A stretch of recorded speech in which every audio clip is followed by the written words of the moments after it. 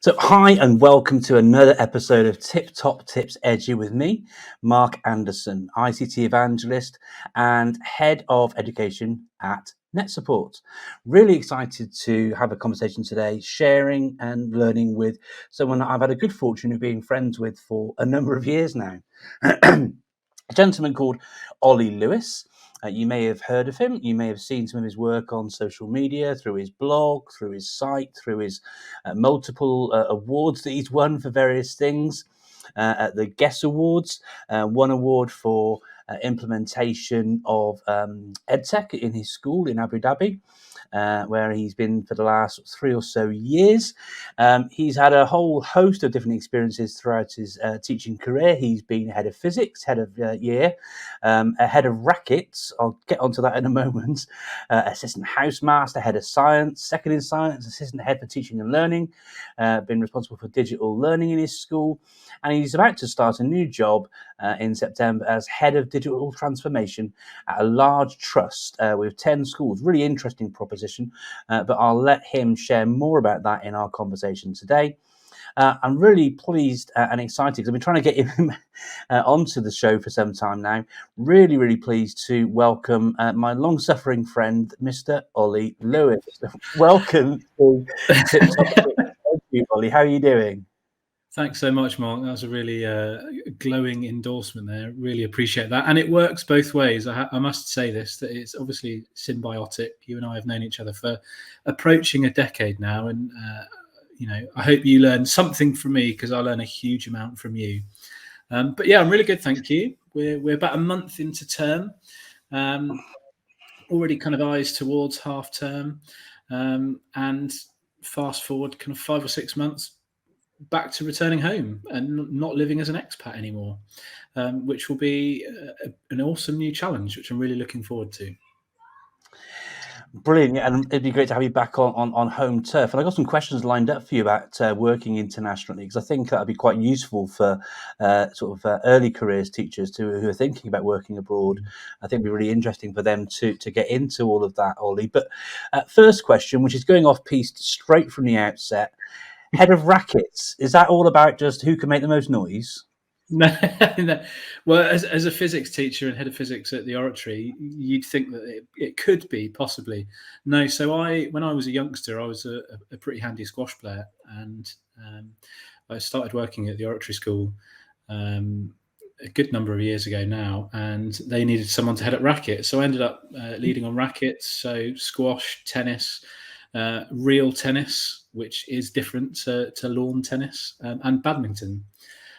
So I led on all of that and coached the first badminton team and first squash team, and loved it. It was great fun, and the students, I think, enjoyed it probably about 50% as much as I enjoyed it. So I think something rubbed off there. Well, it's been a long time coming, but with you coming back to the UK in September, obviously we do need to have that grudge match we've been talking about for the best part of 10 years, just to really actually put your money where your mouth actually is. So I look forward to that when you return later on this calendar year. But I want to jump straight into the questions, the proper questions, rather than the ones about rackets and things. That's just me being dad jokey for a change. But look, I always share and think that education is far more of a vocation than a profession.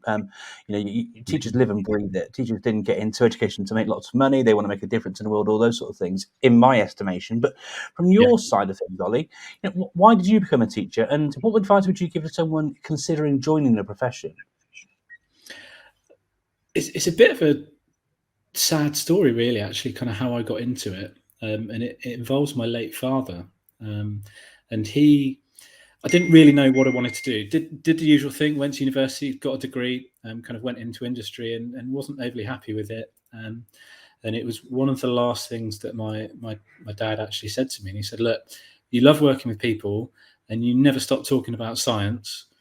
Why don't you just mix the two things together? Share your love of science and your love of people and give teaching a go.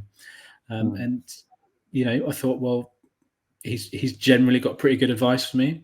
Why don't I give it a go? And I went into, I did one of those things which I would advise anyone to do that's considering joining the profession before signing up. I I managed to contact 2 schools, a primary school in the local area in Weymouth, and then a secondary comp. And I just asked them, look, can I just come along for a week and shadow a teacher? I'm thinking about applying to get into teaching. I just want to see what it's like, warts and all. Just let me come and have a look. Whatever it is that I can do to help, I'm happy to get involved in that. And 2 weeks later, I made the pretty clear decision that yes, I wanted to do it, and yes, secondary was definitely the area for me. Hats off to all the primary teachers out there. I don't know how you do it, but either way, I think that's a great starting point for anyone that's considering, is just go and try and take. If you can't do a week, do a day or even an afternoon, just to get a feel of what teaching young people is like. It's fantastic to just be able to kind of ignite that passion for learning and share that knowledge and wisdom that you've got about not just necessarily a subject, but kind of our experience as humans, and be able to kind of guide and nudge youngsters. It's such a rewarding experience. And that's kind of the route that it took me, really, into teaching. I gave it a go and I absolutely loved it. So my advice would be, put your best foot forward and go and ask a school to just go and shadow someone for a couple of hours if you can't do a day or a week. Now, that sounds like great advice. One of the things I did a BEd, as I think you know, and albeit it was a secondary BEd, it was really good to be immersed across those 4 years on the BEd and visiting lots, not just the teaching practices you have to do anyway, but going in, like I say, shadowing teachers, finding out what it's like, warts and all, and getting the full breadth of experiences as well. I probably have a look at alternative provision, because it takes a real special person to work in those really difficult and challenging environments. So some great advice from the outset, Ollie. Thank you very much for sharing that. Really appreciate that. Linking into your work in education, you've taught both in England and abroad. You've got a real breadth of experience. But many teachers, like the allure and the thought of using their profession to tie into the option to travel, because, you go on a holiday somewhere and you don't really get to get a feel for a place, do you? So it's a great way to sort of really embed yourself in a culture and travel the world. So what advice would you give to anybody looking to sort of move abroad? Say you've been in Abu Dhabi for a good few years now. What sort of processes did you go through before you moved out? Nearly 4 years. In the honest and open dialogue that I'd like to have, I didn't actually do what I'm going to suggest here. However, I was kind of lucky and I landed on my feet. But I would really say, do your due diligence. Can't get the words out.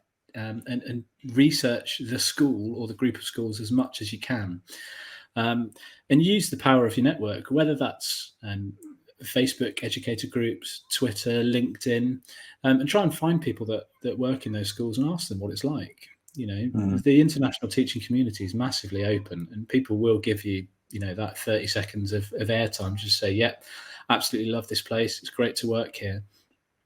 So I think use the power of your network on that.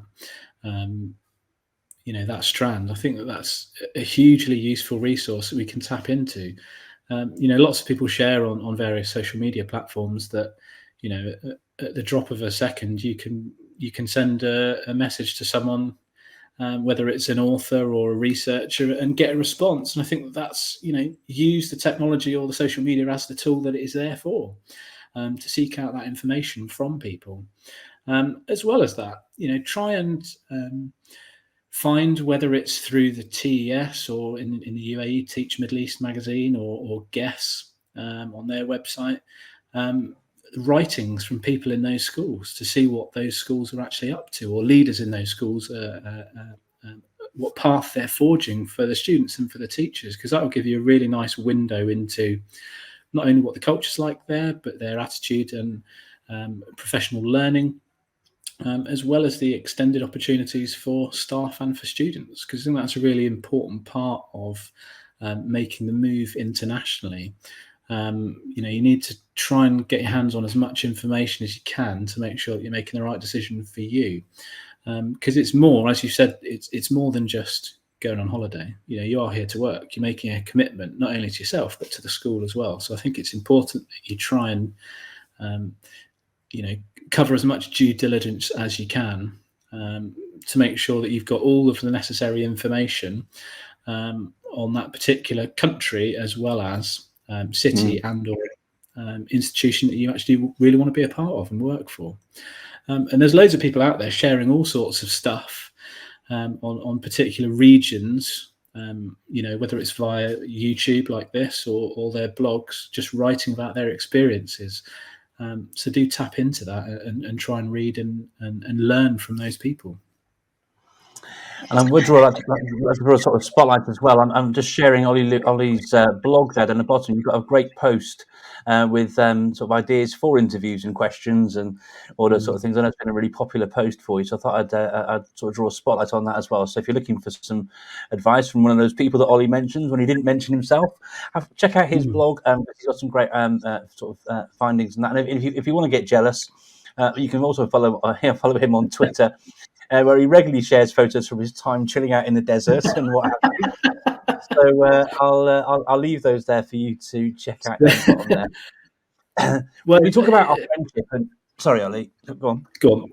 I was just going to say, it's you've got to find the right fit for you, and that's it's all good and well finding the right balance in your professional life, but you need the right balance in your personal life. And the Middle East is great because you can in the winter just nip out into the desert or engage in other various social activities that you've got out here. We did an episode on Learn Live UAE, what feels like forever ago, which was probably only about 7 months ago now, on what it's like to move out to the Middle East. There's another chap who's been on our show, actually, Thomas Blakemore, that regularly shares on his blog and his YouTube channel, Teach, Travel, Triumph, I think it is, what's it like to actually live in the Middle East, and how to approach working out here. So there are plenty of people sharing those things, but thank you for giving me a little shout out there on the blog and Twitter. And those June pictures on the weekends will soon be changed with pictures in the rain. Yeah, you may regret your return. Who knows? But one thing I've known and sort of had a shared kind of vision around since we first met, and it sort of links into where we first met as well, actually, because we first met at an event that I organised and involved Nina Jackson and Lee Parkinson, ICT Mr. P, looking at EdTech impact. Impact with technology and EdTech efficacy and all those things are hugely important to me. I know they're important to you too. And we'll dig into, what a good one looks like later. But why do you have an interest in EdTech? Is it just, as a science teacher, you're just naturally into gadgets and things, or is it something a bit more than just that?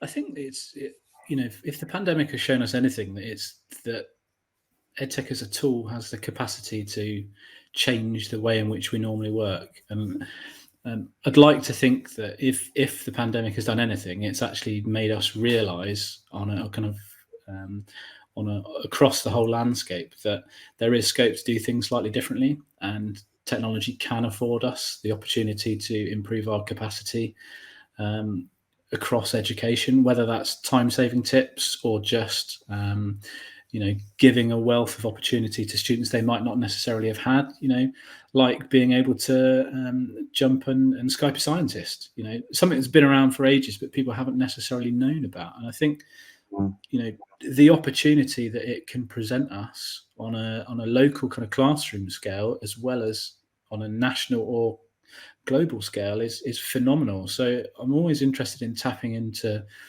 what's next, what opportunities are presented, how can we actually use these tools, and taking a phrase off your own kind of mindset is the juice worth a squeeze, in the sense that are we getting everything out of this tool, and if we are, great, how can we actually change the way in which we use it to get even more juice out of the squeeze, to ensure that we're not only driving capacity for learning at all levels, but also to be able to do things slightly differently.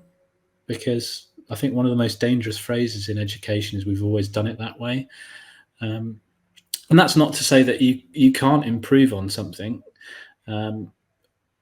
but you've at least got to consider, could we do it in a better way, and explore that. And I think there's huge value in technology there. Well, you know me, Ollie. I completely agree with that, and I think what's really nice about that whole, is the juice worth the squeeze question as well, is it adds a layer of challenge to the question, because not all EdTech is good EdTech. Just because there's technology available doesn't mean that you should use it. But if you are going to use it, then, like you say, let's explore it at a really deep level to try and make sure we're getting, every little bit of opportunity out of it to improve our own efficacy, our own efficiency, or student outcomes, or communication with parents, whatever the sort of focus is for the tool. But how can we get the most out of it? So again, great advice. Thank you, Ollie. Like many people, myself included, you've got your own blog. You also are very happy and willing to get involved in things like this. You've spoken at events as well. I've seen you speak, just like you've seen me presenting at events too. You also do things like Learn Live UAE, a project you do with me. But you do these things beyond the remit of your day-to-day job. Yeah. So my question to you really is, why? Why do that? What benefit does it actually bring you and your school? And what advice would you give to someone thinking about starting sharing a bit beyond their classroom, be it a blog, or some other kind of sharing mechanism? So why do you do it, and what benefit do you, your students and your school get from that? I think it's just an almost insatiable appetite for learning. I think you'd be hard pressed to find many people in education that didn't want to learn something new.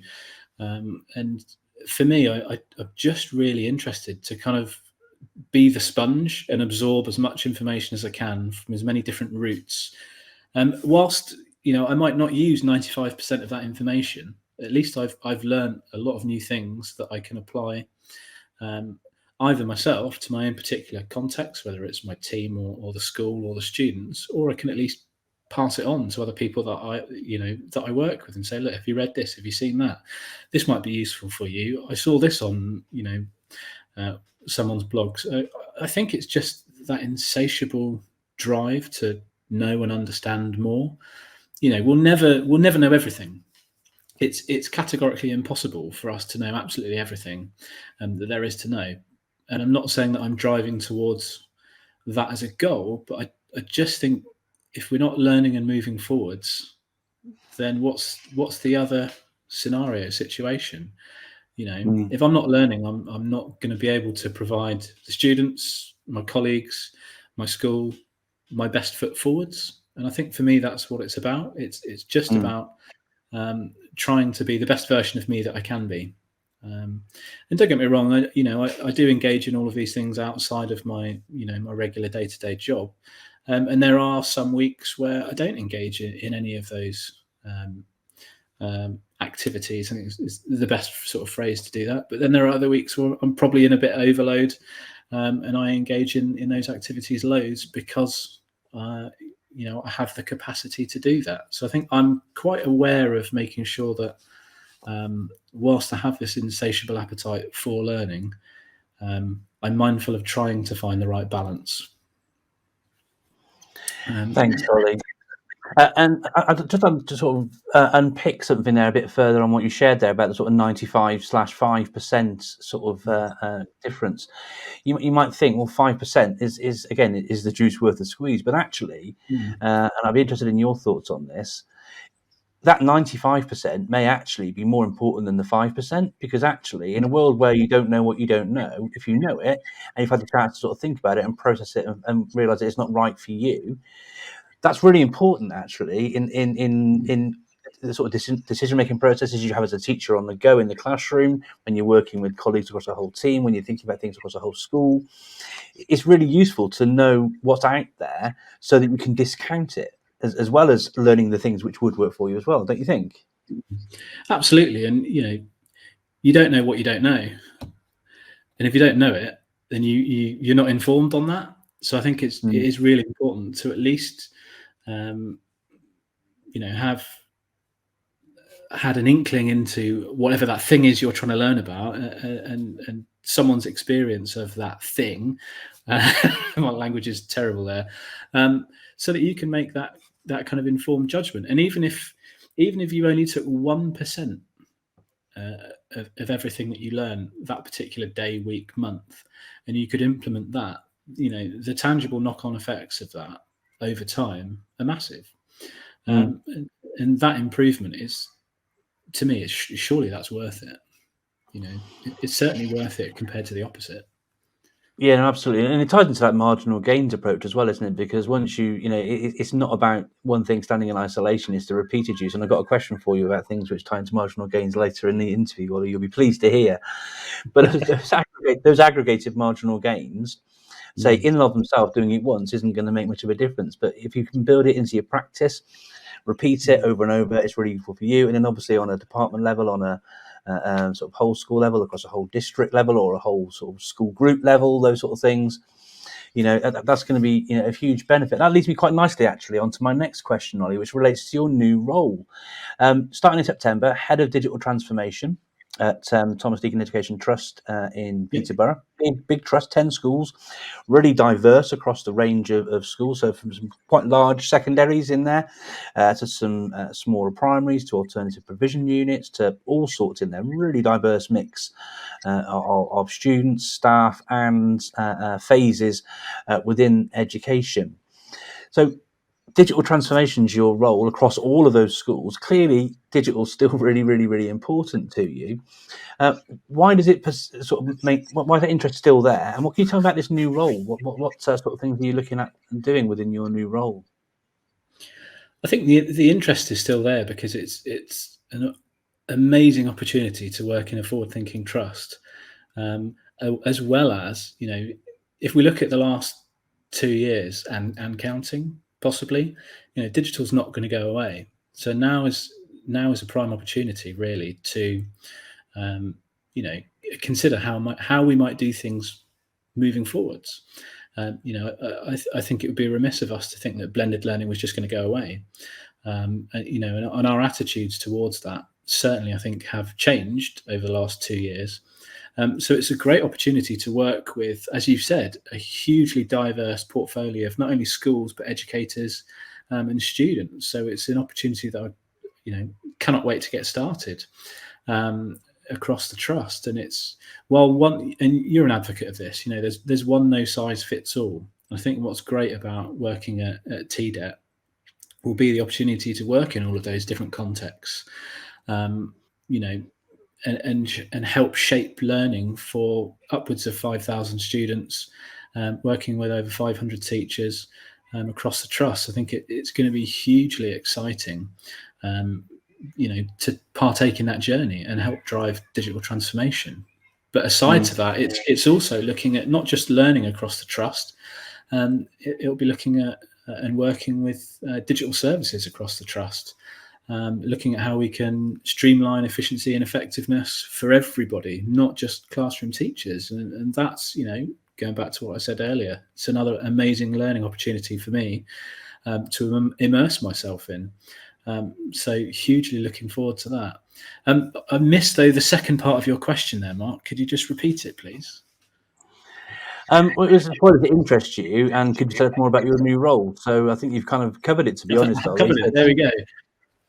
So thanks for that. Yeah, it is a great opportunity to have an impact again, isn't it? And it goes back to that EdTech Impact event we met at the very start of our sort of friendship. So carrying on about EdTech Impact and those sort of things, if you could meet your NQT self, what 3 TipTopTips Edu would you share with yourself that would help you in your career over the next, let's say, 10 years? What 3 things would you advise yourself? And say it could be EdTech stuff, or it could just be general sort of teaching and learning or management or whatever you think is relevant for our viewers. I think the first thing that I would tell myself is, and it took me probably 3 years to learn this, and that was, remember that you can learn from everybody. I was at the start fairly naive and thought I kind of knew it all. And about 3 years in, the penny kind of dropped for me. And I was like, actually, I can learn something from anyone, whether they're someone else that started on a teaching career with me, someone that's been in the classroom 20 or 30 years. Just remember that, everyone you interact with in a school, you can learn something from. I think that there's huge value in that, and a large part of that is being kind of reflective, and charting. Not everything's always going to go your way, and be okay with that. But try and remember the lessons that other people can kind of share with you, and use that to your advantage. And I think that's the first thing that I wish I'd learned a little bit sooner. My second bit of advice to myself as a NQT, I think, would probably be, don't be shy around EdTech. It took me, no secret, I'm a massive proponent for it, but it took me a while to actually see the value of it. And what really kind of dropped the penny for me was when we started cross collaboration. Working in one document, 7 or 8 of us. And I thought, actually, this is, awesome to be able to do this. And it made me think, where are we going next in education? If we can do something as simple as this, then surely this has to transform our day-to-day workings. And it makes me a little bit sad that schools still out there don't do that. They work in isolation. You just think, why? There is a better way. So embrace it, but I think with a healthy dose of so what. And I think I was more so what at the start of my career than, all right, let's give it a go and actually see what difference this can make. So that would be my second bit of advice to my younger self. My third bit of advice is, you can't do it all. And as much as I kind of am a proponent for learning in every kind of sense and guise, I think it's important to realize that it's not all going to happen at once. Take your time with it, focus on one thing, try and get really good at that one thing, whatever it happens to be, before you then take something else on. And I think that comes as a sign of experience, I think, quite often in the classroom, that you realise that, look, let's just one step at a time. I think I was a bit too kitchen sink when I was younger. So that would be my other piece of advice to my younger self, is just take your time, pause, reflect on it, and then keep going to be the best version of yourself at whatever that thing is. Brilliant, Ollie. There's some great advice there, and I'd like to sort of go back to your first thing there as well, and it's who you can learn from. One of my some of the people that I've learned the most from in my career working in schools as a teacher and middle and senior leader have been people who don't have teaching roles at all. Because people like the sort of a receptionist in the main office, for example, often they'll have worked in the school for decades. They'll know every family. That contextual knowledge you can pick up about a child in your class. About there's such a wealth of knowledge within the school. It can be so helpful. And so, opening yourself up to those conversations and making the time to befriend and develop a relationship with all your colleagues in school is huge. And I'd also echo, learning from the children themselves. Asking, you might ask children, what went well, even better if thing of them in terms of, how they did in their class and all the rest of it. But why not ask that question of yourself? And say to them, I want to do better for you. What went well with my teaching with you? What do you think I could do better at? Having those, it really helps inform your reflections and the conversations you have with yourself when you're sort of striving to improve and do better for yourself. I find, I guess you'll find the same sort of thing for yourself. I agree with you on that, and I think it's the people we tend to sort of gravitate to are the most authentic, aren't they? And they're willing to kind of have those open, honest conversations with anyone, whether it's the students, the person on the front desk, TAs, whatever support structure you've got in schools. And I think that's a good way to go, really. And I think what I struggled with at the start of my career was I didn't have a particularly supportive head of department.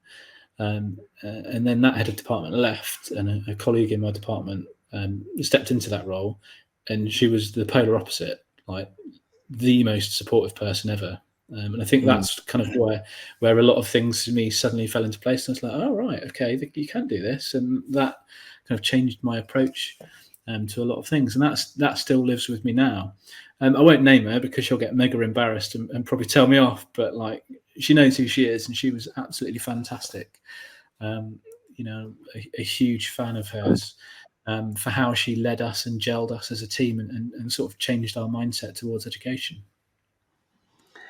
I think everyone's got a person like that in their career, and I Yeah, think the hallmark of that is that you still know them. My first head of department for me, we're still friends. I still go and see him he's yeah, based in Peterborough as well, actually. But whenever I'm in the neighbourhood, I'll pop in, have a cup of coffee and a catch up and stuff, and that's like 30 years on and so now. yeah, But the ability of the people that help shape who we are, the career we develop, and so forth and so on. And again, it goes to that all important thing that Hattie and so many other people talk about the power of relationships. And it's not just about the relationships you have with the students in the classroom, but everyone else in between. And again, linking it to Hattie, that whole collective teacher efficacy thing, yeah. it's all combined, isn't it? So some great responses there. Thank you so much, Ollie. We talked earlier about marginal gains and those sort of things, and it would be no shock to you because you know me quite well, very well, how much of a huge fan I am of keyboard shortcuts. So these are such simple, easy wins, things that you can, in isolation, won't make a big difference in the slightest, but when you use them regularly, can help save you lots and lots of time. So I'm going to ask you, Ollie, 3 keyboard shortcuts, probably from a Windows environment, I would suspect. But what are your top 3 keyboard shortcuts, Ollie? Absolutely. When you say top 3, I'm going to go with most used. That's my kind of decider on this. Control Z, so undo. I think that's got to be there. Control A, which allows you to select all the text or everything on a page, and then Windows Shift S. So screenshot. Obviously, as a kind of content creator, if I can call myself that, with kind of the blog, social media, Learn Live UAE, quite often we collect a snapshot of a picture of whatever, and that's the quickest route. I used to be a massive advocate of the snip tool, and then when I got a Surface, I established that you could do Windows Shift and S, and Bob's your uncle. You can take a picture. It's brilliant. There's something different about Windows Shift and S that makes it really useful beyond just the fact that it can do that, though, Ollie. I don't want to steal your thunder because this is me interviewing you. So I'll try and draw out why is it better to do Windows Shift and S, let's say, rather than like using the snipping tool or pressing print screen? Why is it better to I use just that particular shortcut? What are the Well, benefits? you can decide the size of the picture that you want to take. So if you print screen, you get the whole screen, and if you're dual screening, like most of it is redundant. You might just want a small section of the image. It also is automatically saved in your clipboard for you to then paste it or use it in any other tool. I spend a lot of time using that in Teams or Twitter or OneNote as a school that is Office 365 as its ecosystem is just super fast. And it maintains the resolution of the image, which I think is really important. Great And that's not keyboard the shortcuts answer there, you were Ollie. looking Thank for, you. was it? No. It absolutely is. For me, it's the expediency and the fact that Yeah. like lots of and it's a similar thing with Mac as well as Windows. Many of the sort of snipping tools will drop somewhere an actual PNG or a JPEG, and so you can end up with thousands of screenshots you've only really wanted to use once, and actually the Yeah. process takes far longer. So by having it on your clipboard, you just quickly snip it, go to the destination, Control V or Command V if you're on a Mac, and Bob's your uncle, so to speak. Yeah. You're in there straight away. Again, just expediency, efficiency, efficacy, and gets the result you want more quickly without filling up your machine with lots of redundant images as well. So no, some great tips there, Ollie. Look, you mentioned Learn Live UAE earlier. It's been quite successful. It's won Guest Award for innovation during the pandemic and supporting educators and schools and this sort of thing. I mean, you're far more on top of this than me, so I'm sure you'll start quoting some stats in a moment, and actually it'd be quite nice to hear some of those stats. But why do you think it's been so successful, Ollie? I think it's provided something that hasn't necessarily been there. And when I say that, that's quite a non-specific statement to make, I think. So to contextualise the Middle East, or specifically the UAE, it has a booming education sector. There are hundreds of schools. It's $1 billion business out here. Predominantly, there are kind of two types of schools. There's local schools, which are non-fee paying, and then there are private schools, which are fee paying. And there are hundreds of private schools across the UAE. And because of the rate of innovation and expansion of the country, we can't forget that the country's only just turned 50 years old. New schools appear every year. I think 15 new schools opened this year alone.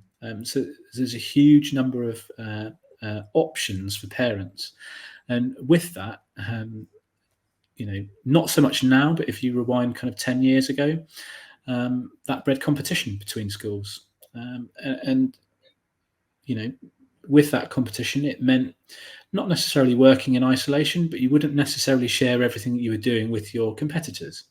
Now, that's not quite so much the case now, but we're moving now to where schools are willing to talk and share with one another on whatever level you want to look at. And I think what Learn Live UAE has done is it's provided a platform for that.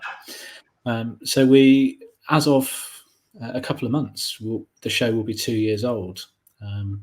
And we've provided a platform for over 100 teachers from over 60 different schools across the country to share their knowledge, to share their learning, what they're up to in their schools, their successes, sometimes their failures, in a kind of a non-judgmental platform that is just geared towards, look, let's just share and learn as an education community across the country. And people have really responded to that. As you'll know, I take 50% of the credit for the show. I'm really proud of what we've done, Mark, and working with you has been fantastic. And I think it's been really well received by people for exactly that. It's just another medium for schools to communicate and share. And I think there's huge value in that. Especially in what was a highly competitive sector across the country. And I think the show has shown not only the opportunities that I've spoken about, but kind of, I'd like to think, broken a bit of a wall and not set a precedent, but at least shown, look, let's connect and collaborate. Because if I can learn from you and you can learn from me, ultimately the people that benefit are the students. And that's what's important. Yeah, no, absolutely, Ollie. And I think, business is doing, and it is, like I say, $1 billion business. It's huge, but education is a moral imperative rather than, and obviously, everyone needs to be paid and all the rest of it, and money can be made. But, I think you share my sort of vision around these sort of things, where education is a force for good, and there's far more that unites us and divides us. And like I said from the outset of this conversation, we both got into education in a way to try and help people and help our own learning, but also help others at the same time. And so the platform allows us to do that, doesn't it? And it's just been just mirroring what you said. It's been great working with you on the project as well, Ollie, and it's been fantastic to see how the sort of the show's moved on and our plans for the future. If you want to learn more, Ollie, then I can do this myself. As you can see, look at the bottom, the link to the YouTube channel is just on the bottom. Please do check that out if you want to. But I've got one final question. I'm going to run out of time if I'm not careful. But I wanted to ask a question around EdTech implementation. So you won an award for your work at British International School Abu Dhabi for implementation of EdTech within the school. My final question for you: what's your top tips for things to keep in mind when considering EdTech and its use in the classroom, and then its use across a department, and then its use across a whole school? I think one of the first things we've got to consider on this topic is equity of access. I think that quite often can be missed. I think people will see a gap and go, yeah, let's just buy into this product before ensuring that whether it's staff, students, or any other stakeholder in your school, do they actually have access? And access can take many guises. It could be the right device. It could be Wi-Fi at home or in the school. And I think that's a really important footing to kind of start on. You don't build a house on sandy land. I think that's a phrase of yours. And I've seen Tom Sherrington write a blog on similar kind of trains of thought. So I think that's the first thing to ensure is, I guess, up to scratch, to make sure that the project gets off to a good start. I think it's always good to road test whatever tool or technology it is. That's exactly what we did at BISAD. We ran a little project and then we analysed the data that we got from that. So we had 6 different teachers trial the product with 6 different classes across phases and across subjects, pulled that data, surveyed the staff, the students and the parents to find out what they all thought. And then that gave us a really clear picture as to whether or not that tool actually had any influence and impact on outcomes, because ultimately that's what it's about. And I think that, combining those 2 facets together, I think you can get off to somewhat of a good start towards rolling that out. But I think the most important part, kind of reading between the lines of what I haven't said there, is involve the stakeholders. Be honest. Tell them what you're doing, why you're doing it, and then once it becomes a kind of larger project across a school or across a year group, prior to that, is ensure that you've trained everybody and they have the right skill set before. There's nothing worse than hearing about when technology is rolled out and teachers haven't had training and they don't know how to use the tool, and suddenly they're in a room with 30 youngsters left to fend for themselves, and you kind of hear those horror stories and think, well, why has that gone so wrong? Surely it must be easier than that. Train everybody, let them fail in safe company with each other as educators and learn from that, and then step it into the classroom with the students, but also train the students on it as well, so that everybody knows how the thing works and how you can get the most capacity out of that particular tool. So yeah, I think those are my kind of 3 top tips with that, Mark. Well, I mean, there's nothing I would sort of really want to add much more than that, really, Ollie. Great approaches, and clearly worked for you at BISAD with the Guest Award for your implementation. Must be doing really well, and clearly continue to do so. You'll be glad to hear at the end of the grilling, the pressure cooker is off now, so you can start to unwind and relax. We will, viewers, get a little Windows Shift S selfie to share with this in just a few moments, so putting these things into practice and what have you as well. But just wanted to say before I wrap up, a huge thank you to Ollie for joining us. You'll have seen his various socials moving across the bottom during the course of the conversation. If you'd like to follow him on Twitter, you can do so at @olewis_coaching. You can, of course, visit his website and check out his writings and his blogs at ollylewislearning.com. And of course, if you fancy checking out Learn Live UAE, you can do so at youtube.com/LearnLiveUAE. Ollie, before we wrap up and say goodbye, was there anything else you wanted to share before we say goodbye? No, that's great. Thank you very much for having me on TipTopTips Edu, Mark. You're very welcome, Ollie. And if you want to watch back more episodes of TipTopTips Edu, then please do visit YouTube and go to youtube.com/NetSupport, where you'll find all of our shows, all of our sharings, from the Check It Out show to NetSupport radio episodes to so much more besides. But from me, Mark Anderson, and him, Olly Lewis. It's a goodbye for now until the next episode of TipTopTips Edu. I look forward to sharing more with more educators with sharing their top tips in our next episode very soon. Thank you so much for joining me again, Ollie, and keep safe out there, everybody. Take care. Thanks, Em.